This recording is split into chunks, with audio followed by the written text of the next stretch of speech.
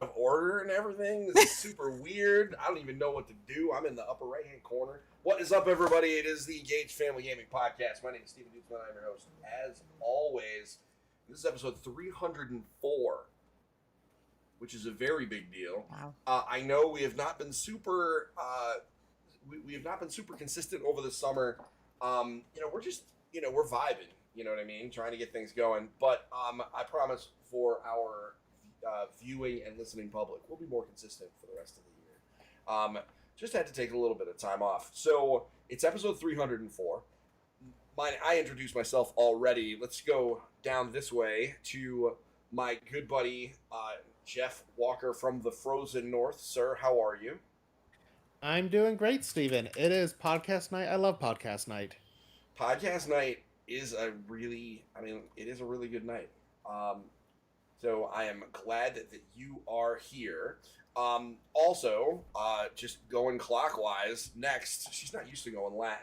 She's used to going last. I'm used to going last. You are used to going last, but you know what? Linda stole your thunder.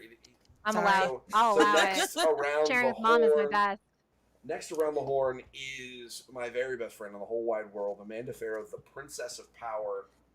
Amanda, how are you? Podcast night is the legit best. So I am psyched. I am ready to roll. We got a lot of games to talk about tonight. It's that time of year. It is it's that time of year. Summer Game Fest replacing E3 officially this year as everybody just kind of doing their thing. What a time to be alive, folks. What a time to be alive. So many video games announced or informed in the last 72 plus hours. It's been intense. So, and we're going to talk all about it. But to finish up the group of us is Linda Roble, the mistress of magnificence, otherwise known as Mom. Linda, how are you? I'm doing great. One more day of school tomorrow, so gearing up for the last day of craziness before we go on summer break. So, and of course, podcast night. Can't beat that. It's hard to argue with podcast night. I mean, you guys get D&D night too. That's true. So True. I don't get D&D night this time though because I'm going to be at Disney World. I'll allow it. I'll allow Appreciate it. that. You gotta make sure you get your Guardians. I Sure, will. too. I'll do what I can. I don't know. I hear that that's a really difficult ride to get on. Nope, up at 7 a.m. and just hitting the button. That's what we did, Yeah, and we it's got not- it. That's not really how I roll though. We'll see. There's like 15 of us, so Oh dear. so we'll see how it goes. I believe in miracles. Thank you to Ready Player Mama for the Tier 1 subscription for 26 months. It's almost like you are here and have no opportunity to forget because you're always here. I'm always here. She's always here. So, as we said at the top of the show, Summer Games Fest was over this past weekend. I'm sorry, Summer Game Fest was over this past weekend. And this year was we've been making a steady transition away from what was E3 to the new thing, and I think this is the first year where the new thing really happened.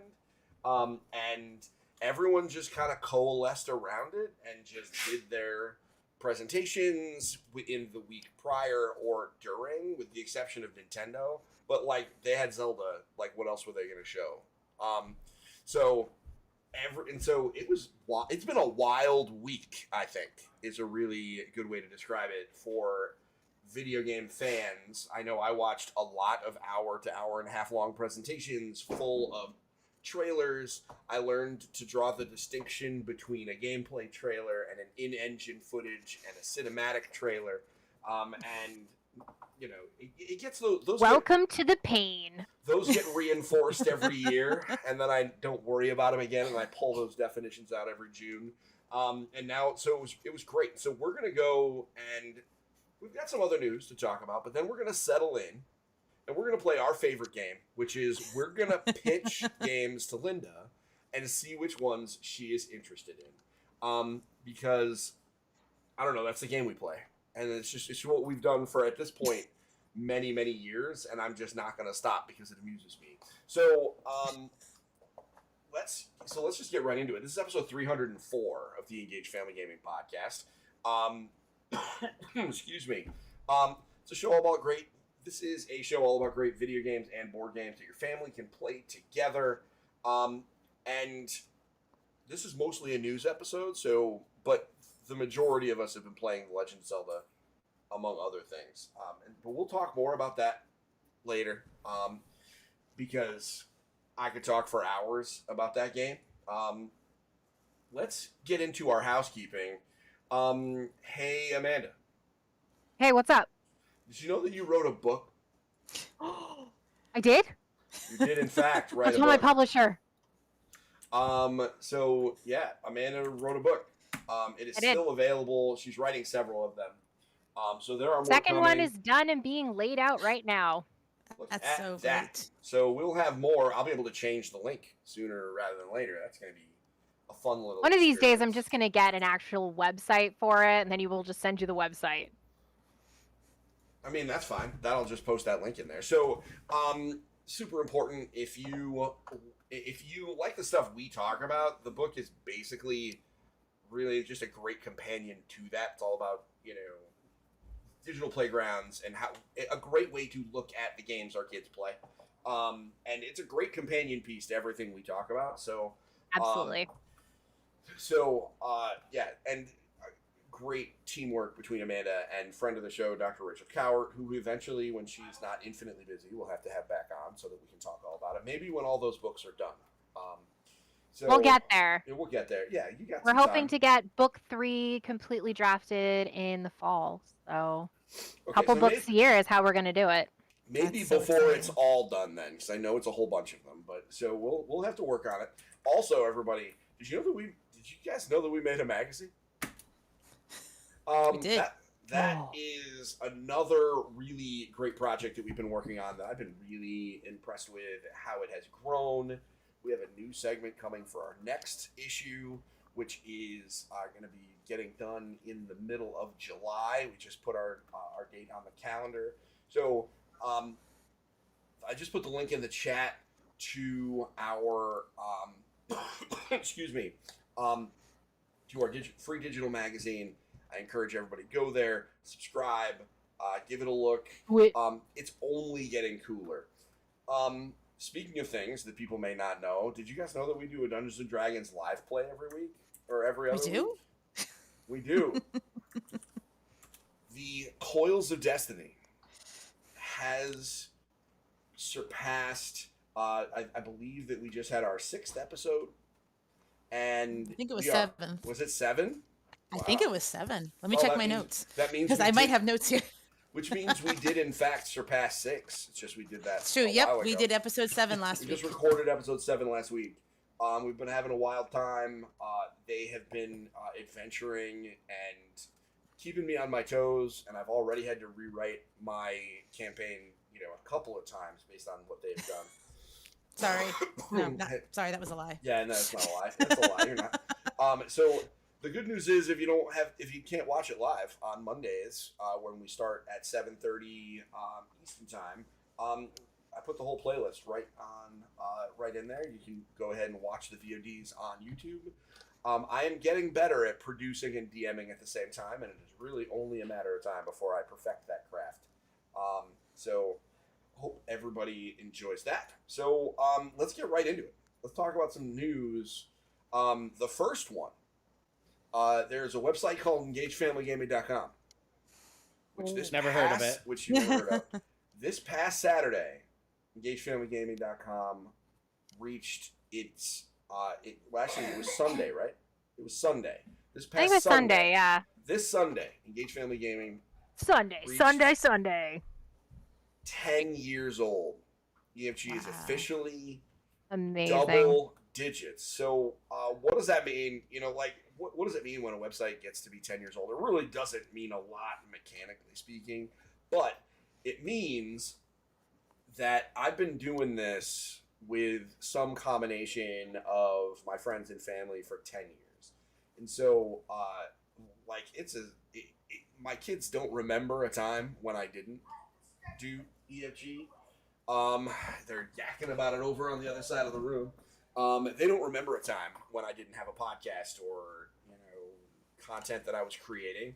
And man, if it wasn't for my friends, like the three of you guys, John, Tomlinson. I just want to say, if it wasn't for EFG, you and I wouldn't have met. Exactly, right? Same with Amanda, indirectly. So it is an immense honor to have been able to keep it going for this 10 years and, be kind of carried at some points through this 10-year process by my friends who are now my family. And so we're looking forward to a whole lot more time doing this. But here's the good news. I had a little cupcake on my, on the EFG 10, a little humble little cupcake. And I did that. We took a little picture. It was very wholesome. My mom caught me taking a picture of it while I was trying to put it up on Instagram. But EFG 10 is going to be a celebration that is going to last an entire year. That will find its way into coverage on the site, site improvements that we're doing to kind of celebrate the magazine, etc. But also things like T-shirts, which we have never done, and some other like big upgrades. Our graphic designer is working on EFG designs as we speak, like the long desired dopamine shirt from E3 many moons ago. So we've got a whole lot of designs coming. We are waiting I know you're waiting eagerly. So this is going to be a really fun year. So if you are an EFG fan, somebody that has been around with us, or if you're new, welcome. This is going to be a fun year because I am going to do, if Disney can celebrate their 100th anniversary for an entire year, and then I can do the same thing. Whatever. So we're going to celebrate the 10-year all year. With cool streams and video things and podcast episodes, etc. So this is just the beginning of. It's like my sister; she celebrates her birthday for the whole month of June. I'm going to celebrate this anniversary for the entire year of year 10. So thank you everybody that is watching. Happy birthday, EFG. We will celebrate for a whole lot longer, starting now. But we're going to do a whole bunch of celebrating at EFGCon. During the summer, so that is going to be fun. That's self-indulgent news, Linda. There actually was a pretty significant board game announcement that's happened within the last couple of weeks. There really was. You and I, I'm so excited. You and I screamed at each other in text really about did. this. Linda, break down the news for us. All right, so Ticket to Ride, the game that I think practically was what we launched the site, where you launched the site with, because I came on later. Something we talk about forever, is coming out as a legacy game, and I cannot believe there's going to be a Ticket to Ride Legacy. I'm so excited. I've been looking around. I haven't seen a date for release, if they've put one out there. Have you come across any potential publication dates, or are they being I have vague? not. It's fall this year. Okay, It's fall this year. so But they're we still don't being a have little vague. Yeah, they're still being a little vague. That's all right. That's all right. I'm still excited this year. That is huge Google news. is saying November 3rd. Okay. Oh, it is? Okay. Yeah, from gamingtrend.com. Set to release on November 3rd. Well, happy All right, birthday that to would me. Happy birthday to me. So, That's going to Linda, be super exciting. And coming out, that makes sense. They want to get it out before holiday, because So- coming out in November, that would Yeah. make more, and it's got what's the theme on that one, Linda? Share with us some of the information. Did you see? Sure, I did. It's Ticket to Ride Legacy Legends of the West. And so what it is that the players are going on 12 journeys across North America and set in the 19th century as pioneers. So you begin on the East Coast and then you work your way across the country to the West. And as in all legacy games, for those of you not familiar, a legacy game is a game that evolves and changes depending on what you do within the game and outcomes, and it permanently changes the game along the way. So as you're moving along, you're going through and making changes depending on what occurs within the game, which is really such a neat convention. So it is still Ticket to Ride, but you've got, besides creating routes, you're going to also be filling your vault with earnings and progressing towards the frontier and trying to meet some objectives. And there's going to be new rules, new content, new surprises as you go. Again, typical of the legacy style games. Yes. This is going to So, be it looks really cool. yeah, it's gonna be great. I mean, this is the big Rob Daviau, Matt Lecard, the legacy guys, The are working founder. on this. So we will obviously have more details about this as it comes. Likely some playing of it because I'm not letting this one go. I actually sent a picture of this to my mother, and she was like, "I don't know what it means, but I'm in." So I'm so excited too because of the more meaty legacy games. I can't say I've never played a legacy game anymore because I have played Zombie Kids Evolution, which is a very beginner legacy game. But I've not played a meatier legacy game yet. And I think this may be where I dive in to something more extensive. Yeah, and I think your kids are actually at the right age too. I think where so. They could handle the hour-plus session. Yeah, for this. Absolutely. So and they that's like great. Ticket to Ride. Yeah. I mean, who doesn't? That's fair. What about you guys, Amanda and Jeff? Jeff, I know you're a Ticket to Ride guy. Yeah, I love the game Ticket to Ride. I haven't played in a while, but I'm also a huge fan of legacy games. I always love to tell the story that my wife and I used to play Pandemic Legacy, but then when the actual pandemic happened, she told me it was too real, so we stopped playing. I feel you. We did the same thing. So that game is still on my shelf. I have Betrayal Legacy again, thanks to Linda. We played Zombie Kids with my daughter. She loves that game. No, I just love legacy games. What I don't like about legacy games is the point where they say you need to rip up a card, and I'm like, I just feel like this is going against everything I've ever learned about my games. It's true. You just got to embrace it, man. Embrace the chaos. It's just really what it is. You just got to do it. Once you rip up one card, you never have a problem with it again. You'll be okay. The first promise. one's the hardest. You're like, I feel like I'm doing something wrong. Yep. Yeah, you can do it. You can do it, I believe. So that is Ticket to Ride Legacy. Obviously, we're going to have more details and, more hype about that as we get closer. I'm super excited about it as well. Amanda, are you guys going to play this one? No, I think that at this point we have so many board games, and I'm not entirely certain I have more room for more board games at this point. There are just so many.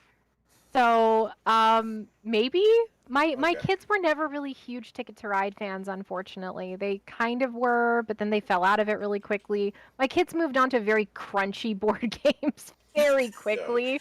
Can't imagine where they get that from. No. Can't imagine. No, I don't even know. Right? I've never heard you I've never guys heard of a game in my life. So, you like really simple 5-minute games. Nothing. Absolutely. Like that. Yeah. Well, it'll be interesting to see. I mean, maybe you'll be able to catch in on a session with us at some point. I would love that. That would be super cool for me. Sounds like maybe something we could do at a fall EFGCon. So, all right, let's talk about Amanda. You and I played a demo of a game yesterday, and Yes. it is a rated M video game, but because I am me, and you are you, Amanda, I thought it was a good idea that we bring this here.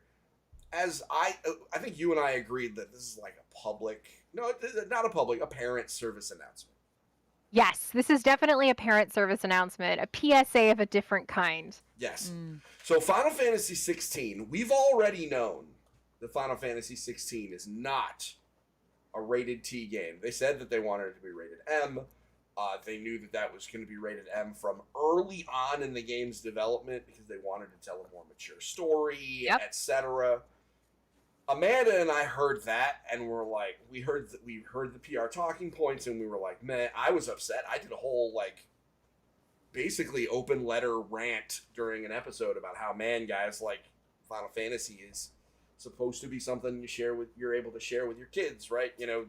And knowing that, and Amanda and I have talked about coverage angles about how now I have to find another one, which I am working on. By the way, there are some people that are fighting for that crown, but then we were like, fine, whatever. I guess we'll see what happens. And we both played a 2-hour-long demo that launched the other day. And Amanda, tell tell the good people what happened. Well, I'm not going to tell the good people what happened Oh. because it is not safe for this podcast. However, That let speaks me volumes set- right there. let me set the stage for you. And I'm going to set the stage for you based on. Okay. So, Final Fantasy 16 is like if Final Fantasy 15 had a baby with Game of Thrones and it Oh. still managed to be even more messed up. Oh my. So it got very dark. It was very violent. There was blood. So we're thinking about like, shoot, what was the last rated M Final Fantasy game? It was really violent. A Oh, chocobo died. Like Type 0. I think it was Type 0. Yeah. Well, that was the only M-rated Final Fantasy. Is Final Fantasy Type 0, which PSP, and then they That's remade correct. it. Yes. Yeah, that one caught me. Type 0 caught me off guard too, and so I was going into this expecting mature content. I was expecting more adult situations in every capacity of that phrase, and I was not wrong. And there was definitely some moments where I was like, "This is a little egregious." Seems like we went in this direction just because we could, because we got that big M rating. Right? You It's went like gratuitous with the level of content because maybe there's we no didn't reason to need to hold go back. that far. oh dear. But there was definitely a couple of moments like that early on in the demo. But once we got to the end of the demo, I was like, okay, now I get it. Now I get it. It only took, and to be fair, Final Fantasy 13 took 23 hours to get it for players if they really wanted to get hooked into the story. You hit the ground running in this story, and it doesn't let go at all. Like it throws you into the middle of absolute chaos, and it will not let up. So it runs at a breakneck speed. It's still very much a Final Fantasy game because it's very much built around the crystals, and it's built around these new interpretations of summons that they call icons. And all in all, it was an excellent demo, but in no universe should you ever be playing this game around children. Yeah. Like it's like The Last of Us. Don't play it around your kids.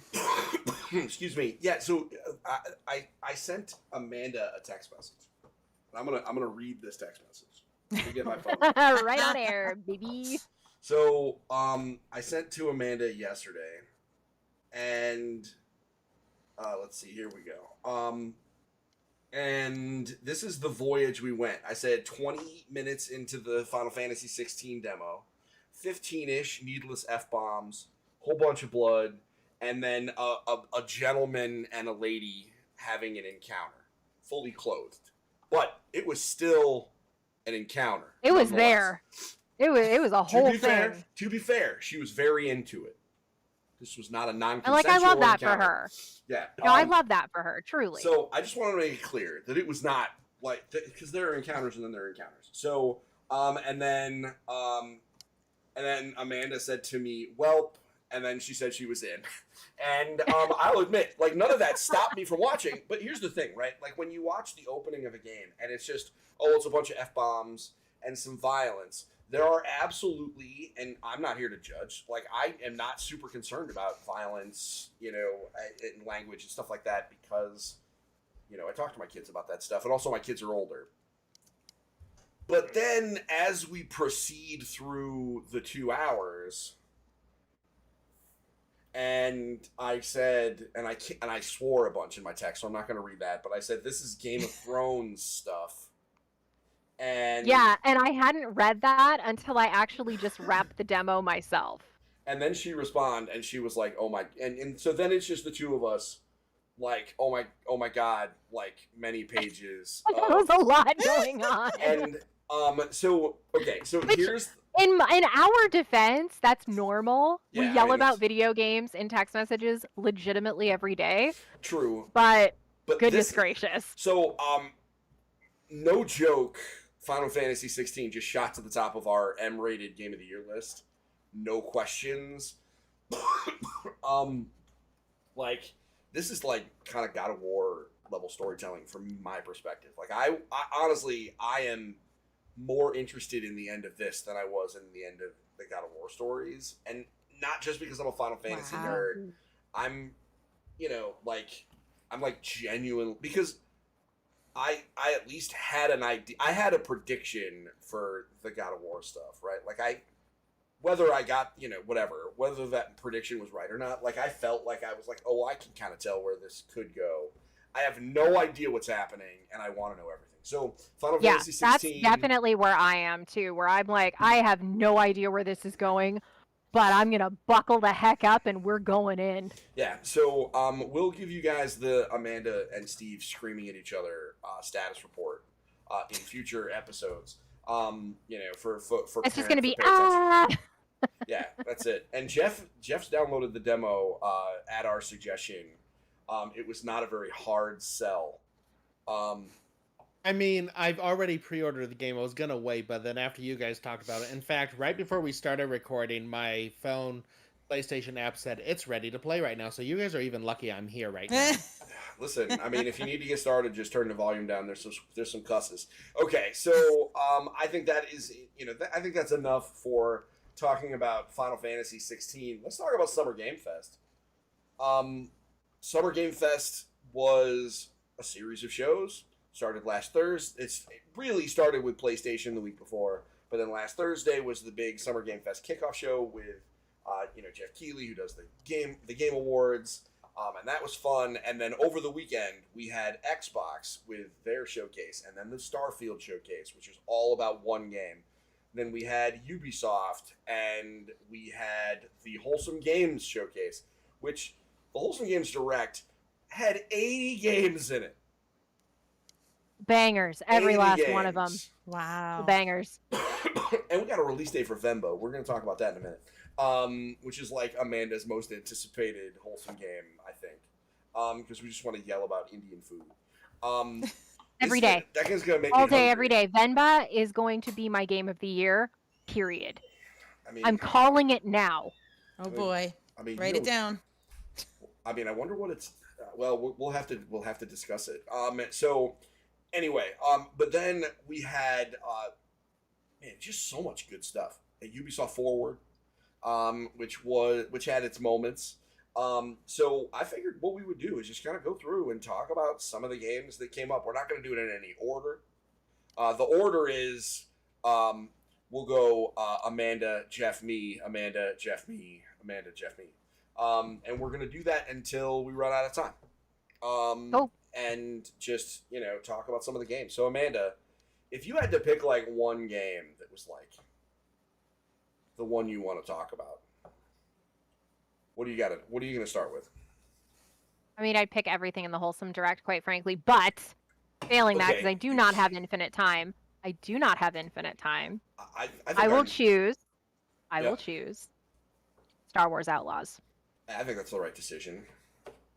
Set And the look, stage. I have not been a fan of Ubisoft's games in a number of years now. And part of that, granted, is because of all of their labor issues, the ways in which they treat women, gender nonconforming people, and people of color. I have a problem with that. I continue to have a problem with that. And until the people at the Ubisoft, a better Ubisoft, tell me otherwise, I'm going to continue to have an issue. However, Ubisoft Massive announced during the Summer Game Fest that they have been working on a new Star Wars game. And this is one of the first AAA Star Wars games that EA hasn't done in many, many, many, many, many years, because EA no longer has the exclusive license to Star Wars. This happened, I think, 4 or 5 years ago. And when I saw that, it was like immediately I was so sucked in to this world, because this is a story of a smuggler. So this is told from the perspective of a character archetype that doesn't tend to get a lot of playtime. If you've played Star Wars The Old Republic, you got to play as a smuggler, right? It was really, really cool. It was a great storyline from top to tail, but that's it. That's essentially the only smuggler story that you get. You usually get Sith stories and Jedi stories.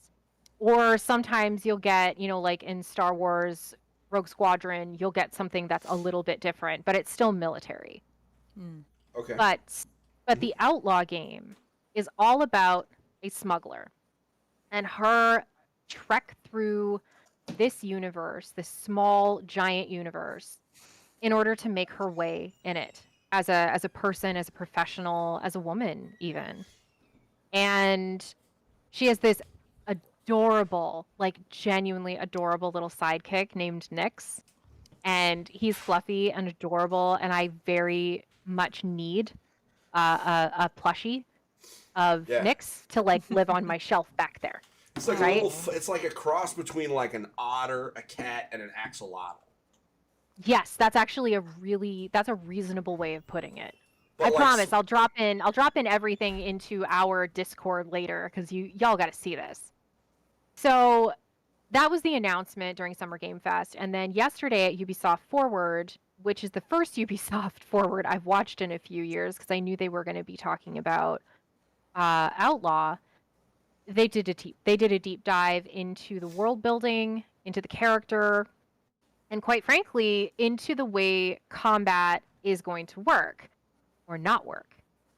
Because the main character, hold on, I gotta look up her name. Star Wars Outlaws. Sorry, I gotta look up her name. Character. Kay Vess. That's what her name is. Mhm. So Kay is a single smuggler, right? Like she doesn't have Jedi powers. She's not force sensitive. So she's got to protect herself. So she does a lot of sneaking and she does a lot of asking Nyx to do things. And kind of working in a very subverted way, kind of the way that you would expect from playing a game like Watch Dogs or Splinter Cell, right? Decent stealth. It doesn't look to be particularly onerous, and there are some puzzles that you're going to need to solve along the way in order to ensure Kay's safety. There are, there in this demo that they were showing on stage at Ubisoft Forward, there was a speeder section as well. So you were on a land speeder being chased back into town. You ended up running and like dealing with your contact, and your contact was dealing with somebody who was an Imperial. You had a choice to make. Do you bribe the Imperial officer, or do you say, like deuces, absolutely not? Well, in this playthrough, she said deuces, absolutely not. Then somebody put a hit out on her. And so there's this Grand Theft Auto style wanted system on top of that. And you're going to have to escape from the Imperials in order to progress the story. So you get into your ship, you gotta go. I was half expecting it to be along the lines of what Jedi Fallen Order and Jedi Survivor are, which is you get into your ship, there's a few things that you can do, but ultimately you just press go and you go to your next location, your next planet. Not the case here. It looks like you are going to be able to do space dogfighting, like in X-Wing versus TIE Fighter. It looked so incredibly awesome. It's like they made this game, like they just like got into my brain and they said, what is the Star Wars game that Manda has always wanted to play? And then they made that for me. And you know what's even funnier? And I've never said this before, but I'm a narrative designer, right? Like in my off hours. And one of my game concepts was actually for a Star Wars smuggler game around the Pike Syndicate, which is what this entire story is built around. Now, it was last year. I didn't know anything about this game, just to be clear. They didn't know about me. No worries. But I just thought it was just so awesome that like I feel like I conjured this game. It's like I put it in a little summoning circle that said that Manda wants a smuggler game, against the Pike Syndicate. So honestly, great game, super cool. I normally don't get super hype about AAA games anymore. You all know me. I'm the indie queen. All I care about are indies. But that game took my breath away. So I am looking very respectfully at Star Wars Outlaws. That sounds so cool. Listen, this is going to be one of the biggest games of next year. We know it's coming 2024. Star Wars is, huge. People are hungry for new Star Wars, and people are hungry for non-Jedi Star Wars content, as Yes. proven by the success of the shows like Andor, etc. So this looks great. I mean, they showed probably like a half hour, 45 minutes of footage, and I didn't see a single lightsaber. So this is going to be, like I said, it's going to be one of the biggest games of the year, I think. I think so too. This is going to be rated T, because this is a Star Wars game. This is what they have done historically. So I would be, as Amanda said, we'd be before the show. We'd be stunned if this one fell into M-rated territory. Just from a, I don't think it will. Yeah. I don't think that a Star Wars game ever has. I don't even. Hold on. I'll double check that. You all move on to the next Yeah. thing, but I'm pretty sure that we've only had T ratings on Star Wars. Yeah. So, this is going to be very exciting. Can't wait to talk more about it as they reveal more. And thank goodness it's not coming out this year, because what a mess this year is with such great game releases. We're eating good. Jeff, so you said that you watched a bunch of, you watched a bunch of trailers, a bunch of the showcases. If you had to pick the one thing that you really wanted to chat about, what do you got? I don't know. There's so much. Roll dice, Just then, picking. Is it any game? Or are we doing ones for the grown-ups as well? You can do grown-up stuff too. This is one of those. I mean, I talked about Final Fantasy for 10 minutes, so and Final Fantasy 16 is definitely for the grown-ups. I want to go the other route with Final Fantasy then, and they showed off Final Fantasy VII Rebirth. Is that what it's called? Yeah. Yeah, so Final Fantasy VII Part 2, and can I just say that game looks gorgeous. I can't wait to play it.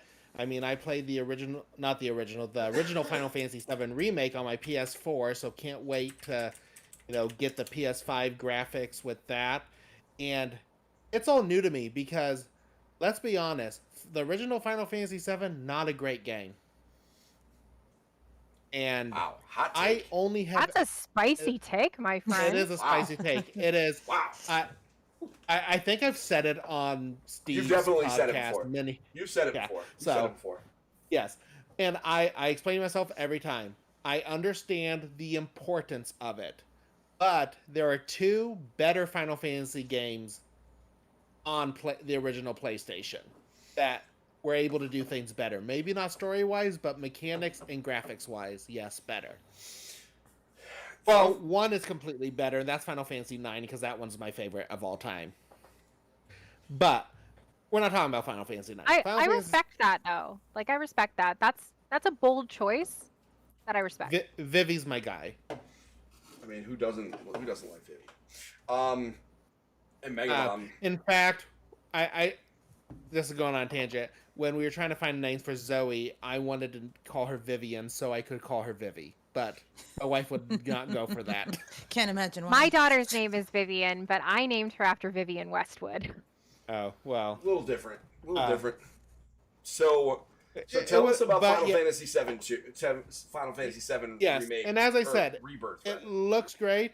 I mean, I know the big spoilery parts of the story, but the farthest I've ever played in Final Fantasy VII is where Final Fantasy VII, the original remake, ended. So this is all completely new game to me. Well, I am curious to see, story-wise, how they explain a lower level. Like your characters being a lower level, or if they even explain that at all, and they're not going to explain it, you're just going to start. Yeah. I mean, they can do all sorts of stuff. I think, here's what's really interesting, because this, if they divide it into 3 parts, this section is when some really big-time stuff happens in Final Fantasy VII that, at this point, I don't even want to spoil, because it could spoil what happens in Remake, but it, it turned what was kind of outside the jurisdiction of spoiler police and, put it right back in. All bets are off after the ending of Final Fantasy VII Remake. So this is, it looks like a beautiful open world where we get to, instead of being in a city and post-apocalyptic industrial, we're going to be in nature. Which, man, does it look pretty. And it looked beautiful. Linda, did John play the Final Fantasy VII Remake in front of you that you remember? I don't remember that one. I know there was one of the Final Fantasies he played a ton of, and I don't think it was 7. Yeah, he because I do know that a lot of that certainly wasn't something that your kids were super interested in, especially considering how much I talked about how inappropriate it was. So yeah, man, Final Fantasy VII Rebirth early next year. So this is again another like 2024 taking shape. I'm hungry for it. All I know is I got a text message from my brother, and Michael was like, "Yo, Final Fantasy VII Rebirth. That's like, you know, like I need it now." And I was like, "Yeah, I can't argue with that." Listen. So you guys talked about like these big like AAA like media experiences. I want to talk about Which is unusual for me. which is unusual, but it's Really is.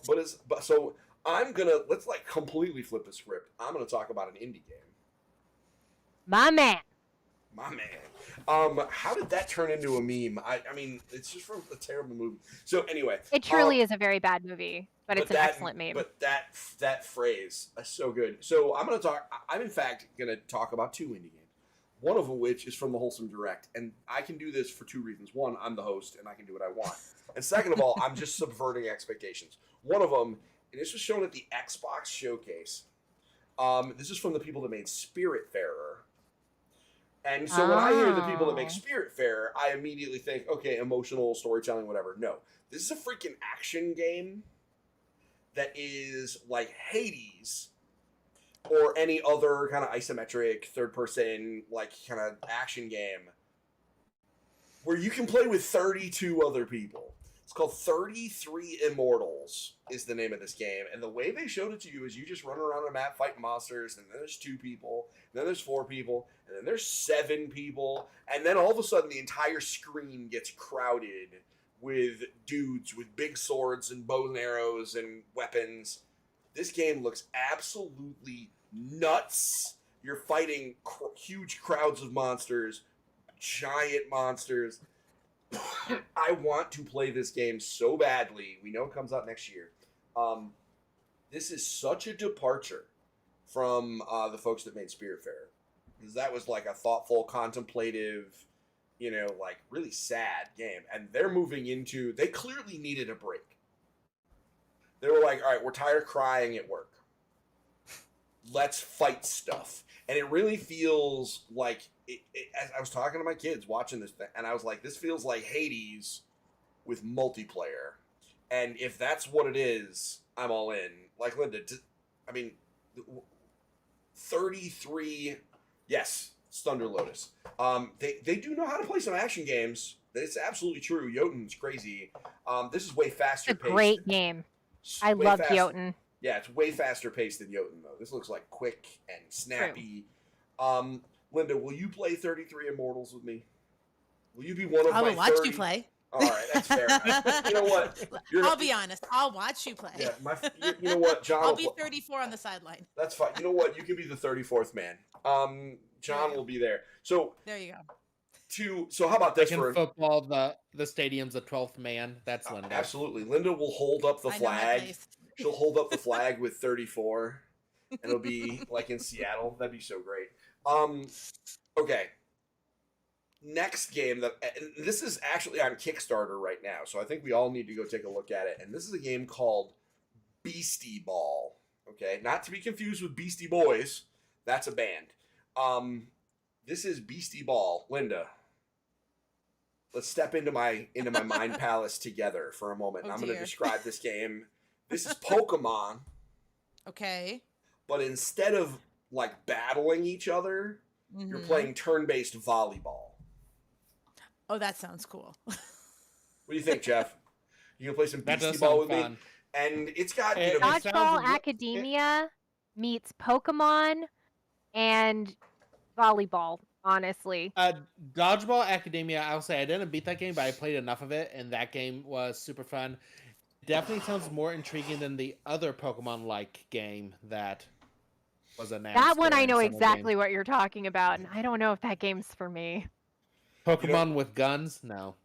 you know what? My oldest is like, Dad, when that game comes out, I'm playing it. I'm gonna play, and I was like, I guess I don't even know if it's gonna come out. I mean, I guess now it has to, but so Beastie Ball is, man. Listen, I really appreciate the idea of role playing games that eschew typical turn based combat for other things. And so this really does. It has like tactical decision making, etc. But you're playing volleyball as opposed to trying to beat up your opponents. The art is adorable. The characters are cool. The monsters are not just legally distinct from Pokemon, but they are very different. And also because they are beasties that are designed because they're going to be good at playing volleyball, not necessarily like Blastoise with like freaking cannons and whatever, right? Like these are creatures that are clearly bred and designed for playing volleyball. So I love the art style. I love everything. I can't wait to play this game. It's doing pretty well on the Kickstarter, to my understanding. So yeah, that is my. I brought it. So I brought up 2 indie games, and one of them from the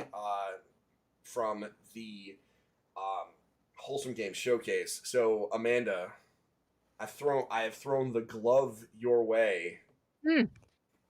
I love that. Challenged you. Because I love that. I've learned from the master.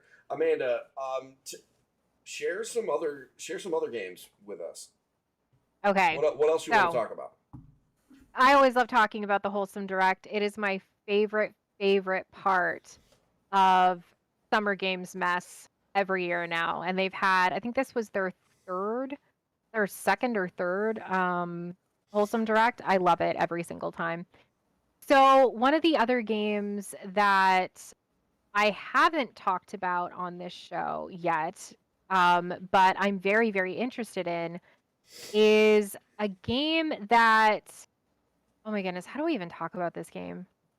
Okay, I want to talk about Minico's Night Market. So Minico's Night Market has actually been in development now for like 5 years.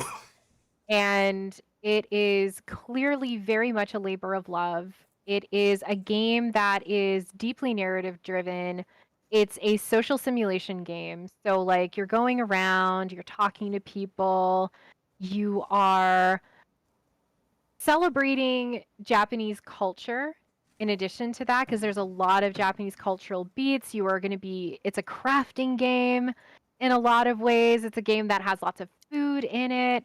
And of course, there are lots of cats. So I'm not really a cat person, but I loved the concept of this game the first time that I saw it, like I think it was like 4 years ago. 3 or 4 years ago, I saw it for the first time.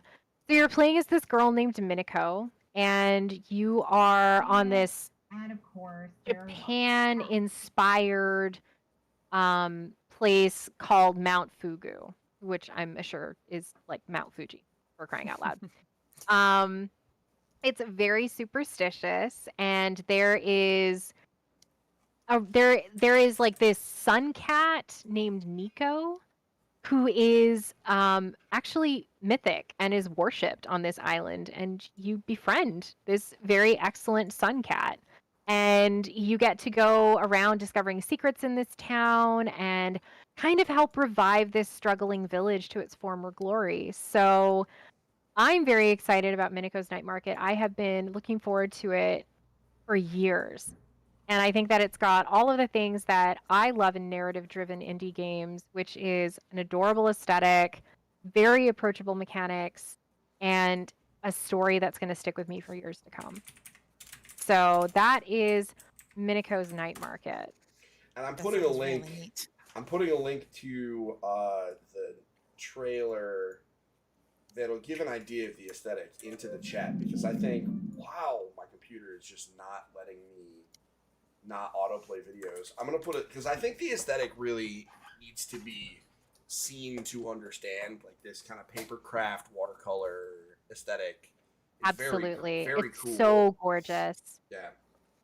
And if you are an audio listener, Mineko is Mineko. Yes. And if you Google Good that, call. It will come up. Their search engine optimization, chef kiss. So yeah, I am very glad that you brought this up. I think this is one of those games that when it comes out, is It's gonna hit. quietly it's gonna quietly kind of rumble out, and I think this is one of those. It's very streamable, Yes. because of, and I can think of a number of streamers that I watch right now, who, especially people who like town games, kind of the cozy games that look for that kind of people that are looking for a break from Dreamlight Valley, are really going to be, those folks are absolutely going to be hungry for this, and assuming it delivers mechanically and content wise, and lives up to its aesthetic, I think this is going to be a really big one in that community, which is honestly like the cozy game, the wholesome game, like that community is only growing every year. Yep. And this is going to be a great entry into that. So thank you for bringing that one up. Linda, No problem. does that one sound interesting to you? Yeah, that one really strikes a chord for me. That's right up my alley. We'll have to see. We're gonna. I got another one for you, but I'm gonna wait my Ooh. turn. Yep, we're gonna have. All right, so Jeff. So what else you got? What other games did you saw that are like, what, we got to talk about this? So many, but I know we're coming close to our time. We got a little. I just want to talk. We do. We're I just good. want to talk about a series that I didn't know I really loved until I played the most recent iteration, because I've never played the series before, and they are announcing so much in the Persona series right now. Yeah. They've announced, Persona 3 and Persona 4 Golden just came out on all consoles last year, and now they're doing a Persona 3 remake and Persona 5 Tactica, so a tactics game in the Persona 5 universe, and I am so excited for that because I love the characters. I played Persona 5, I played Persona 5 Strikers, and I am just ready to relive that story again. It's time. It's Listen, time. Persona is one of those, it's definitely not for kids. It's definitely it's a grown up. not. It's definitely a grown up game, but man, Persona players are eating good. Oh yeah, we And- definitely are this year. I'm curious as to when you guys are just going to get a Persona 6, but I think it makes sense from a content perspective to kind of fill This is out the kind of what catalog. they do. Yeah. Like when it comes to when Persona has their big mainstream release, there's always a ton of other games that come onto the scene. Now we're just waiting for P5 Arena. Yeah, we're waiting for a fighting game. And Yeah. it's a big surprise to me that it wasn't announced this weekend, to be honest. Honestly, Like, same. I thought we were going to see Arena. Especially Or a considering dancing game. Those are kind of popular with the Persona series too. I Ooh. love Persona dancing games, but I think that did we get a P5 dancing game already? Did we? yeah, Dancing I in don't know. I haven't Starlight? played- yeah, dancing. Oh, it yeah, was maybe we Persona did. Dancing All Night or whatever. I am surprised that through all the Persona stuff, we didn't see just a splash screen logo of Persona 5 Arena. Yeah, so Persona there was the Persona 3 dancing in Moonlight and Persona 5 dancing in Starlight. There we go. So those came out I think a couple years ago, I want to say. Yeah, they came out a few years ago. So yeah, that's already out. Let me tell you, those games are chef's kiss. I loved P4 dancing. Perfect game. No. So, yeah, Persona, it's one of those, from a content management perspective, like, it makes sense to remaster 3. A lot of people wanted it. Yeah. I don't know. There must be some crazy contract work going on as far as why P5 isn't coming to Xbox or Switch. Because it would sell a good jillion copies Persona there. 5 came to Switch. Oh, not Switch. Yeah, I think Xbox, so. I mean. I meant Xbox. Or is it there? Did that Is it not change? No, I don't know. it is on Xbox. P5 Royal is on Xbox. What am I thinking about then? Never mind. Forget me. I'm not sure. I think that P5 might have been the first Persona game to come to Maybe I'm thinking of something Xbox else. potentially. I might be thinking Yeah, of something before else. that it was PlayStation exclusive, I believe. Yeah. Pretty So- sure, yeah. Besides like the Persona Q spin-off series, which was on 3DS. Sure. So, listen, I am not a big Persona guy, but I have a Okay, buddy. But I have a teenager playing Persona 5 Royal in the other room right now. So he's been trying to, and now it's summer, so he needs to escape reality for a little bit. So he's gonna go do that. Excuse me. So, all right. I'm gonna go, and we'll do one last one for everybody, because I know we are, we're at our normal time, but this is exciting and fun. I want to talk about. I love racing games recently, and part of that is because of Amanda's excitement about racing games, and I just totally clicked the button. Sorry for party rocking, bros. Yeah, you told so. And two really cool racing games were revealed / expanded on. One of them is Forza Motorsports that was revealed at the Xbox showcase. The granddaddy of them all. Like, this game looks. I mean, we know what it is. It looks gorgeous. It was always going to look gorgeous. There's something about ray tracing in a racing game that just really explains why ray tracing exists. Like, it's sometimes you just don't get it until you see the reflection of your car reflecting off of another car dynamically while you pass them, and you're like, oh, that's why we have these technologies. And so it hits. It's got the it has, especially considering the growing popularity of F1 racing, the fact that now we have a Forza game that is going to include a lot of that stuff, and that style of track, etc. I'm very excited. I can't wait. It's going to be on Game Pass. I love Gran Turismo when it came out. These are graphical showcases. It's going to be wonderful. But what's not happening with Forza Motorsports is it's not an arcade game. This is going to be a simulation racer. And Correct. while, yes, I could That's just like go Gran play. Turismo. Correct. Now, while I could just go play Forza Horizon, I did that. I'm looking for something a little different. Ubisoft dropped the Crew Motorfest, which is set in Hawaii, which I am very excited about. And the idea of the first Crew games were all very big, sprawling. Like, the first one was literally the entire United States. So it was very abstracted because you could drive from like Chicago to New York in 3 minutes, like that kind of thing. And the idea of, now I know that Hawaii is not small. Kai Keys is in the chat. I got to be careful what I say about Hawaii.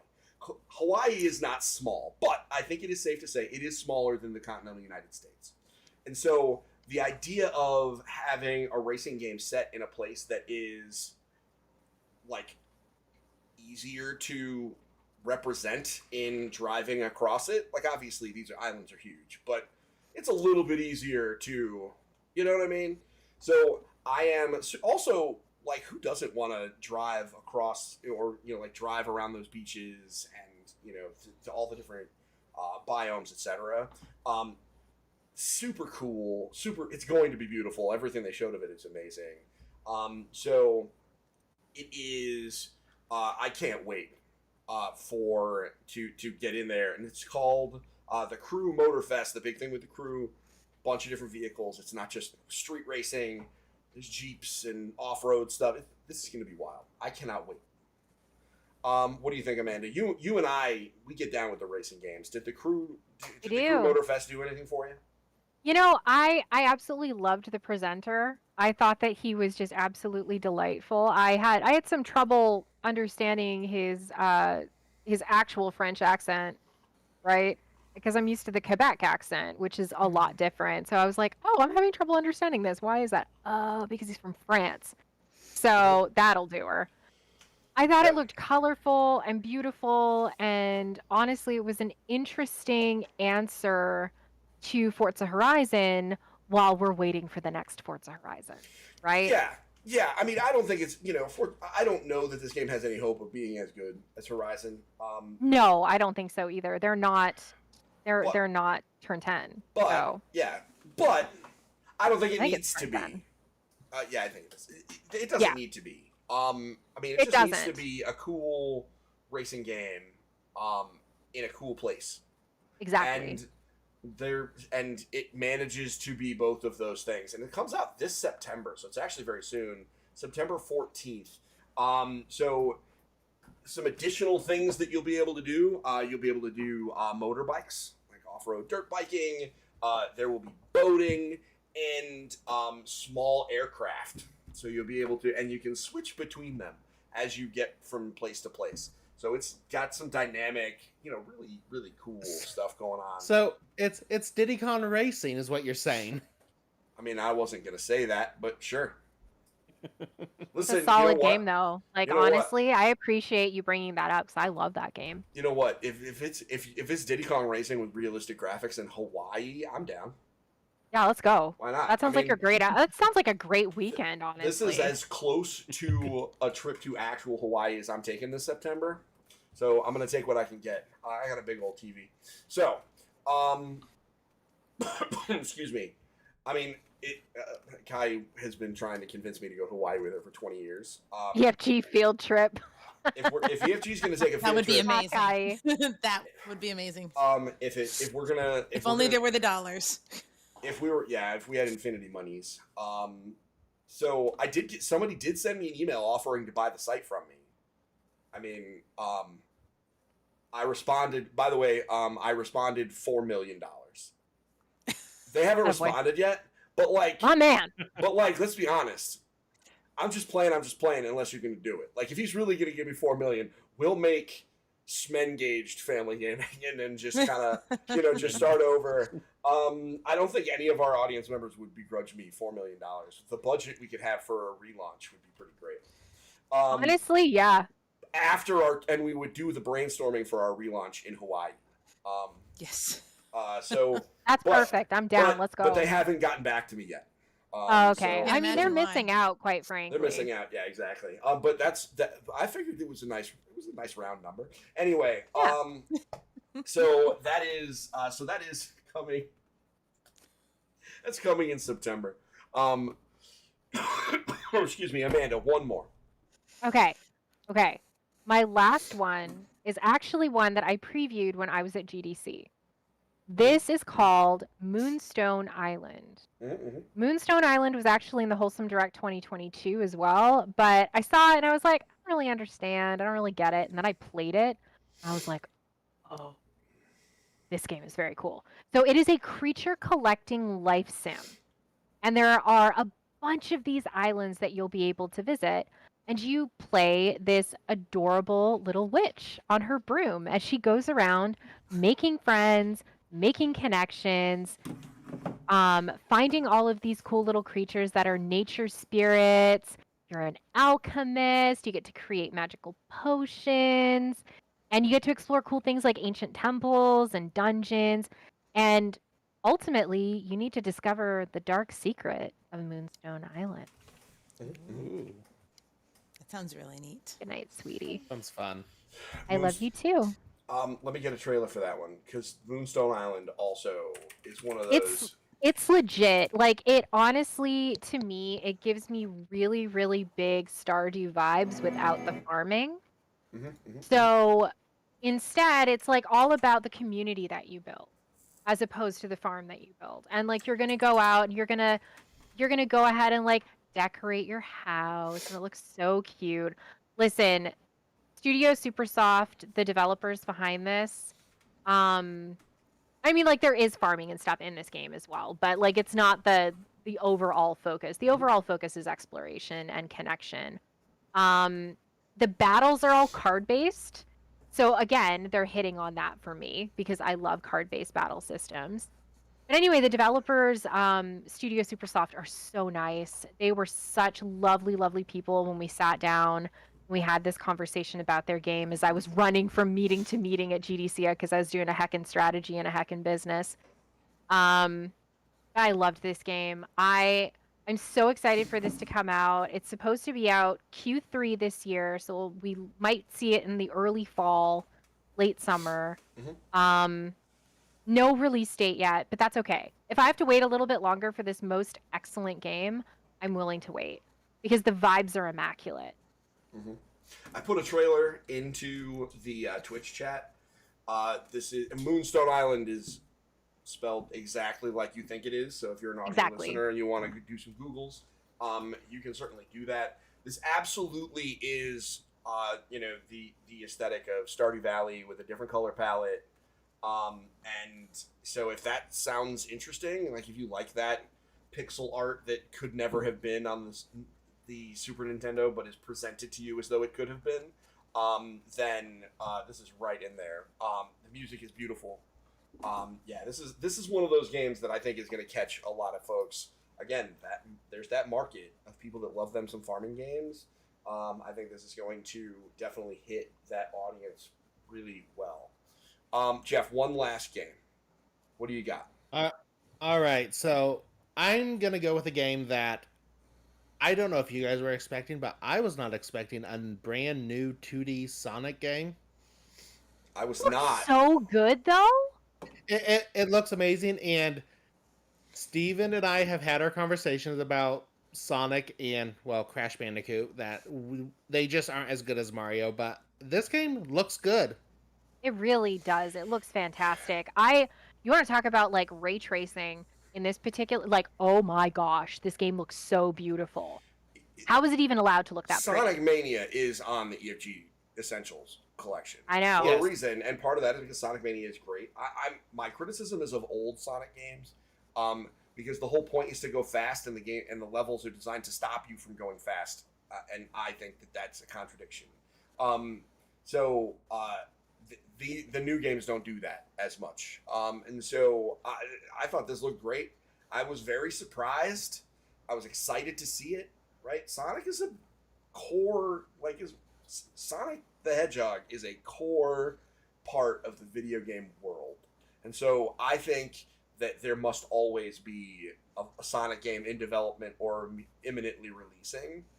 So, bam, we got it, and we're gonna get more details. It's coming out soon, right? Like, I didn't see a release date in there, but I can't imagine that it's gonna be in development for 10 years. So, And can I just say, going off of Sonic, Sega had some really big bangers in there. I mean, they had 2 new Like a Dragon games they announced, which I don't know how, with how big those games are, they could just keep releasing them year after year after year. Sega's huge, and I think Yeah. that's quietly the thing that we forget is that Sega is big, and they've also had like a really good bunch of years, because of the success of Yakuza, and because they've made like really, Those games are utterly unhinged, and I cannot wait to finally sit down and play one. Like I think this is gonna be my winter game. Is I'm gonna finally sit down and play Yakuza, and I might stream it. I might come out of retirement Ooh.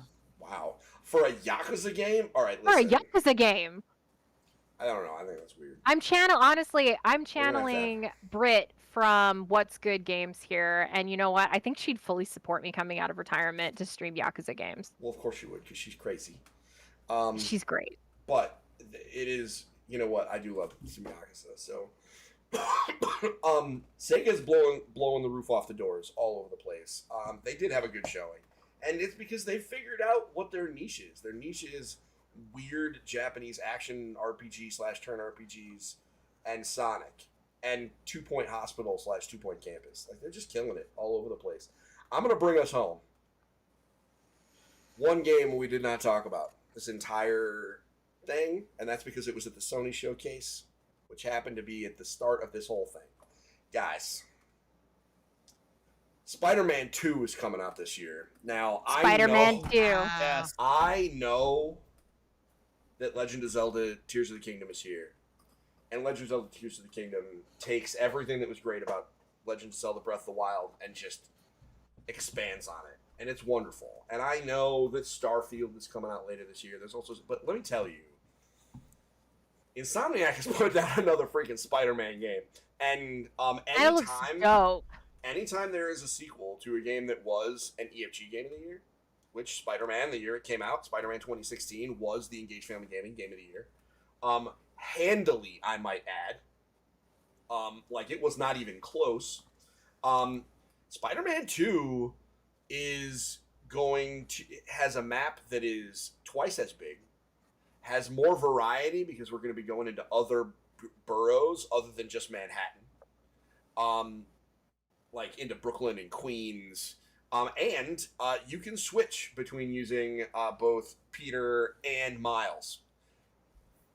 And the fact that we're going to have, that kind of gameplay variety, because that is one of the problems with Spider-Man and even with Miles Morales, is it does get a little samey going through the missions and kind of doing the same combos and stuff like that. I mean, they're great combos, but now we've got the two of them and we can switch back and forth. Not mid combo. It's not like Marvel vs. Capcom, but man, like Linda, I know your whole family played Spider-Man. Oh, they're gonna be so excited to hear about this. And this is coming out later this year. They actually did give us a release date. They didn't during Sony, but later on they did. They did. I believe it's Yeah. October 20th. Yeah, it's It October is. 20th. 10/20. So October 20th, which is an insane like this whole year is crazy. But 10/20, Spider-Man 2, easily going to find its way into, just from the few minutes of video that they've shown us so far, it's going to find its way into a whole lot of Game of the Year conversations because Spider-Man is such an Absolutely. immaculate video game. And we've got the symbiote suit that he was messing around with. We have to be very careful. When Peter Parker has the symbiote suit, I'm going to look at the camera. I'm going to give myself the one here. I figured out that I can do this. When Peter Parker has a symbiote suit, he's not Venom. That's it. That's the tweet. I just wanted to make that very clear. There were a lot of people who were like, "Oh my gosh, he's Venom." No, he's not. No. He's Peter Parker with the symbiote suit. It's a little different. If you didn't know that, I'm not here to criticize. I'm just informing you. This is just passing information. Because we're going to see a lot of headlines where they're like, "Hey, check out Venom." The reality is they're going to fight Venom, and we know that from looking at the statue from the special edition, which really makes Venom look very scary. What do you guys think? I mean, are we all playing Spider-Man 2 when it Right. comes out? Oh, Yeah. yeah. Yeah. I'll be watching I it. mean, not. That's good I mean, enough. not Linda. only. Go ahead, Jeff. Like I say, not only Venom, Kraven the Hunter, and I feel like in the first couple Spider-Man, the Spider-Man, Miles Morales, we got a lot of Spider-Man's big common enemies. Yep. Like the who's who of who hates Spider-Man. And so now it's time for them to bring out these weird ones. Yo, Kraven the Hunter. Kraven the Hunter. He is. I mean, he looked good. I can't For real. wait. I can't wait. It's going to be great. So everybody, I mean, this is, we did go a little bit over, and I appreciate Amanda and Linda for, I appreciate Linda staying up an extra 15 minutes. For us. I mean, it is bedtime. But, I know it is bedtime, so I appreciate you guys hanging with us. So this is just the beginning. Obviously, my suspicion is in a couple weeks we'll come back and there will be even more stuff that we want to talk about as we kind of crawl through all of the summer announcements. I am going to. So we did it, guys. We made it through our first Summer Game Fest episode of the Engaged Family Gaming Podcast. We'll be back next week for another episode of Coils of Destiny. Amanda will be in Disney. I guess will be. I have granted her PTO request. Many thanks. And we'll be back in 2 weeks for another episode of the Engaged Family Gaming Podcast, where we are going to probably, man, there's going to be a whole bunch of stuff. There's still more news coming out of all of these things. So, and plus, we got to hear Mr. Tomlinson's stuff. He was off tonight doing some personal stuff. So, we'll be back in a couple of weeks. So, I hope everybody that is watching has a great night. And until next time, don't forget to get your family game on. We'll see y'all soon. Bye now. Bye. Bye.